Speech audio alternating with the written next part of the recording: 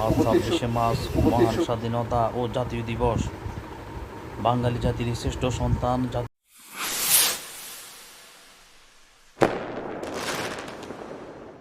জাতির পিতা বঙ্গবন্ধু শেখ মুজিবুর রহমান ৭১-এর রণাঙ্গনের শহীদ মুক্তিযোদ্ধা, বীর মুক্তিযোদ্ধা, বীরাঙ্গনা, সংগঠক, সাংস্কৃতিক কর্মী সহ সকল শহীদদের প্রতি রূপালী ব্যাংক লিমিটেড নোয়াখালী অঞ্চলের পক্ষে নেতৃত্ব দিচ্ছেন শেখ কামাল উদ্দিন আহমেদ।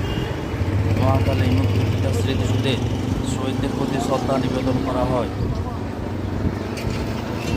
যাদের আত্মত্যাগে দেশ স্বাধীন হয়েছিল, সেই বীর সেনাদের প্রতি আমরা কখনোই বলবো না, এক সাগর রক্তের বিনিময়ে এই দেশের স্বাধীনতা জানলো যারা, আমরা তোমাদের কখনোই বলবো না, বলতে পারি না।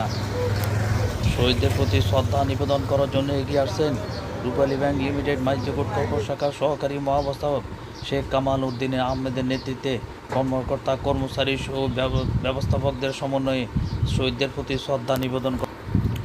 বাংলার স্বাধীনতা যারা এনেছিল, আমরা তোমাদের কখনোই বলবো না। জয় বাংলা, জয় বঙ্গবন্ধু, জয় হোক এই দেশের।